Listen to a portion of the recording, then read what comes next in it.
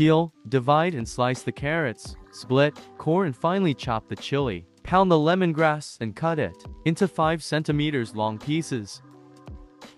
Brown the chicken in the remaining oil in a frying pan and season with salt and pepper. Transfer to the saucepan and add squeezed lime.